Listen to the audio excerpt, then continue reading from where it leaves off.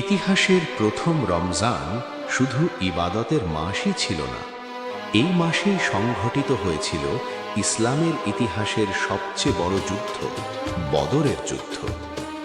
বদরের যুদ্ধে মুসলমানদের সংখ্যা ছিল ৩১৩ জন, আর কাফেরদের সংখ্যা ছিল প্রায় ১,০০০ জন। আজ থেকে প্রায় ১৪০০ বছর আগের কথা। হিজরি দ্বিতীয় বছর, মদিনা মুনাওয়ারা। শাবান মাসের শেষ দিকগুলো চলছে। সাহাবায়ে কেরাম তখনও জানেন না যে তাদের জীবনে একটি বিশাল পরিবর্তন আসতে যাচ্ছে। তারা জানেন না যে আল্লাহ তাআলা তাদের জন্য এমন এক ইবাদতের দরজা খুলে দিতে যাচ্ছেন যা হবে জান্নাতের চাবি। হঠাৎ একদিন জিবরাইল আলাইহিস সালাম নিয়ে এলেন আল্লাহর পক্ষ থেকে এমন এক আয়াত যা চিরতরে বদলে দিল মুসলিম উম্মাহর জীবন। আজকের এই ভিডিওতে জানব সহিহ হাদিস ও সিরাতের আলোকে ইতিহাসের প্রথম রমজানের সম্পূর্ণ কাহিনী। রাসূল সাল্লাল্লাহু আলাইহি ওয়াসাল্লাম এবং সাহাবায়ে কেরাম মক্কায় ১৩ বছর কঠিন নির্যাতন সহ্য করেছিলেন। বয়কট, অত্যাচার, হত্যার চেষ্টা সবকিছু সহ্য করে অবশেষে আল্লাহর নির্দেশে হিজরত করলেন মদিনায়। মদিনায় আসার প্রথম বছর কেটেছে নতুন সমাজ গঠনের কাজে। মসজিদে নববী নির্মাণ, মুহাজির আনসারদের মধ্যে ভ্রাতৃত্ব স্থাপন, মদিনা সনদ তৈরি। এরপর এলো হিজরির দ্বিতীয় বছর। এটি ইসলামের ইতিহাসে সবচেয়ে গুরুত্বপূর্ণ বছরগুলোর একটি, কারণ এই বছরেই রজব মাসে কিবলা পরিবর্তন হয়, শাবান মাসে রোজা ফরজ হয়, রমজান মাসে ১৭ রমজানে বদরের যুদ্ধ সংঘটিত হয়, শাওয়াল মাসে প্রথম ঈদুল ফিতর হয় এবং এই বছরেই যাকাত ফরজ হয়। হিজরির দ্বিতীয় বছরের শাবান মাস। রাসূল সাল্লাল্লাহু আলাইহি ওয়াসাল্লাম সাহাবীদের নিয়ে মদিনায় আছেন। হঠাৎ জিবরাইল আলাইহিস সালাম আল্লাহর পক্ষ থেকে নিয়ে এলেন নতুন বিধান, সিয়াম তথা রোজা। প্রথমে নাজিল হলো, হে ঈমানদারগণ, তোমাদের উপর রোজা ফরজ করা হয়েছে, যেমন তোমাদের পূর্ববর্তীদের উপর ফরজ করা হয়েছিল, যাতে তোমরা তাকওয়া অর্জন করতে পারো, নির্দিষ্ট কয়েকটি দিনের জন্য। এরপর স্পষ্ট করে বলা হলো, রমজান মাস, যাতে কোরআন নাজিল করা হয়েছে মানুষের জন্য হেদায়েত এবং সুস্পষ্ট পথ নির্দেশ ও সত্য মিথ্যার পার্থক্যকারী হিসেবে। সুতরাং তোমাদের মধ্যে যে এই মাস পাবে সে যেন রোজা রাখে। যখন রোজার আয়াত নাজিল হলো, সাহাবায়ে কেরাম আনন্দিত হলেন, কারণ এটি হলো আল্লাহর নৈকট্য লাভের নতুন পথ এবং পূর্ববর্তী নবীদের উম্মতের সাথে সংযোগ। কেননা তারা জানতেন ইব্রাহিম আলাইহিস সালাম, মুসা আলাইহিস সালাম, ঈসা আলাইহিস সালামের উম্মতও রোজা রাখত, এবং তাকওয়ার অর্জন, কেননা আল্লাহ তাআলা বলেছেন এর মাধ্যমে তাকওয়া অর্জন হবে। তবে স্বাভাবিকভাবেই প্রশ্ন ছিল মনে, রোজা কিভাবে রাখতে হবে, কখন খাওয়া শুরু করব, কখন বন্ধ করব, কি কি করা যাবে, কি যাবে না।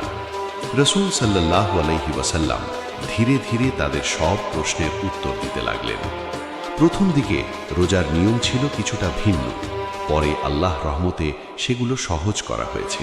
প্রথম নিয়ম ছিল, সাহাবী বারা ইবনে আজিব রাদিয়াল্লাহু আনহু বলেন, রাসূল সাল্লাল্লাহু আলাইহি ওয়াসাল্লামের সাহাবীদের মধ্যে যদি কেউ রোজা অবস্থায় ইফতারের সময় হওয়ার আগে ঘুমিয়ে পড়ত, তাহলে সেই রাতে এবং পরের দিন সূর্যাস্ত পর্যন্ত তার জন্য খাওয়া দাওয়া হারাম হয়ে যেত। অর্থাৎ ইফতারের আগে যদি কেউ ঘুমিয়ে যেত, তাহলে আর খেতে পারত না সাহারিতেও। পরদিন সারাদিন রোজা রেখে ইফতার পর্যন্ত অপেক্ষা করতে হতো।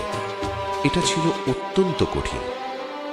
বারা ইবনে আজিব রাদিয়াল্লাহু আনহু বলেন, কায়েস ইবনে সিরমা আনসারী রাদিয়াল্লাহু আনহু ছিলেন একজন কৃষক। তিনি সারা দিন কঠিন পরিশ্রম করতেন। একদিন রোজা অবস্থায় ইফতারের সময় তার স্ত্রীর কাছে এসে জিজ্ঞাসা করলেন, তোমার কাছে কিছু খাবার আছে? স্ত্রী বললেন, না, তবে আমি তোমার জন্য কিছু খোঁজ করে আনছি। কায়েস রাদিয়াল্লাহু আনহু কাজে ক্লান্ত ছিলেন। অপেক্ষা করতে করতে ঘুমিয়ে পড়লেন। স্ত্রী খাবার নিয়ে ফিরে এসে দেখলেন তিনি ঘুমিয়ে আছেন। স্ত্রী দুঃখ করে বললেন, খাসির তালাকা, আফসোস তোমার জন্য, অর্থাৎ এখন আর খেতে পারবে না। কায়েস ইবনে সিরমা আনসারী রাদিয়াল্লাহু আনহু পরদিন দুপুর পর্যন্ত তিনি রোজা রাখলেন। তীব্র গরম আর ক্ষুধায় কাতর হয়ে তিনি অজ্ঞান হয়ে পড়লেন। এই ঘটনা যখন রাসূল সাল্লাল্লাহু আলাইহি ওয়াসাল্লামের কাছে পৌঁছল, তিনি অত্যন্ত কষ্ট পেলেন। সাহাবীদের এই কষ্ট তিনি সহ্য করতে পারলেন না। এমনকি ওমর রাদিয়াল্লাহু আনহু নিজেই বর্ণনা করেছেন, একদিন রাতে আমি ইফতারের আগেই ঘুমিয়ে পড়লাম। রাতে জেগে উঠে নিয়ম ভুলে গিয়ে খাবার খেয়ে ফেললাম। সকালে বুঝতে পারলাম ভুল হয়ে গেছে। আমি রাসূল সাল্লাল্লাহু আলাইহি ওয়াসাল্লামের কাছে গিয়ে বললাম, ইয়া রাসূলাল্লাহ, আমি আল্লাহর কাছে তওবা করছি, আমার নফস আমাকে ধোঁকা দিয়েছে। এই ধরনের কয়েকটি ঘটনার পর আল্লাহ তাআলা তার বান্দাদের প্রতি অসীম রহমত দেখালেন। নাজিল হলো নতুন আয়াত, যার অর্থ হলো রোজার রাতে তোমাদের জন্য তোমাদের স্ত্রীদের কাছে যাওয়া হালাল করা হয়েছে। এখন তোমরা তাদের সাথে মিলিত হও এবং খাও ও পান করো যতক্ষণ না ফজরের সাদা রেখা কালো রেখা থেকে স্পষ্ট হয়। তারপর রাত পর্যন্ত রোজা পূর্ণ করো। এই আয়াত নাজিল হওয়ার পর সারা রাত খাওয়া দাওয়া জায়েজ হয়ে গেল। ফজরের আগ পর্যন্ত সাহরি খাওয়া যাবে, এমনকি স্ত্রীদের সাথে সম্পর্ক রাতে জায়েজ হলো। যখন এই আয়াত নাজিল হলো, মুসলমানরা অত্যন্ত খুশি হলেন।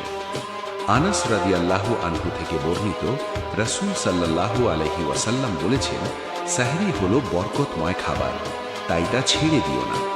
এক চুমুক পানি হলেও পান করো, কারণ আল্লাহ ও তার ফেরেশতারা সাহরি খাওয়া লোকের উপর রহমত পাঠান। যায়েদ ইবন সাবিত রাদিয়াল্লাহু আনহু বলেন, আমরা রাসূল সাল্লাল্লাহু আলাইহি ওয়াসাল্লামের সাথে সাহরি খেলাম। তারপর তিনি ফজরের নামাজে দাঁড়ালেন। আমি জিজ্ঞেস করলাম, ইয়া রাসূলাল্লাহ, আজান ও সাহরির মধ্যে কতটুকু সময় ছিল? রাসূল সাল্লাল্লাহু আলাইহি ওয়াসাল্লাম বললেন, 50 আয়াত পড়ার সময়। রাসূল সাল্লাল্লাহু আলাইহি ওয়াসাল্লাম আরও বলেন, মানুষ ততদিন কল্যাণের মধ্যে থাকবে যতদিন তারা তাড়াতাড়ি ইফতার করবে। রাসূল সাল্লাল্লাহু আলাইহি ওয়াসাল্লাম ইফতারের সময় বলতেন, জাহাবা জামাউ ওয়াবতাল্লাতিল উরুকু ওয়া সাবাতাল আজরু ইনশাআল্লাহ। এর অর্থ পিপাসা দূর হলো, শিরা উপশিরা সতেজ হলো এবং ইনশাআল্লাহ সওয়াব নির্ধারিত হলো।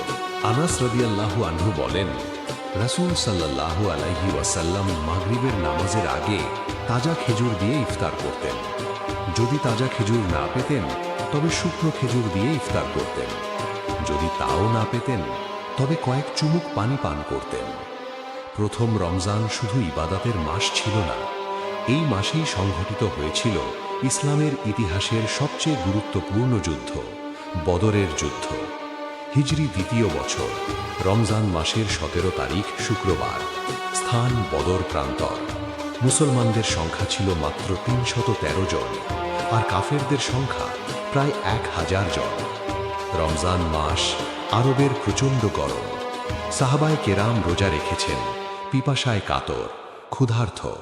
সামনে প্রায় 1000 শত্রু সৈন্য, যাদের হাতে রয়েছে উন্নত অস্ত্রশস্ত্র।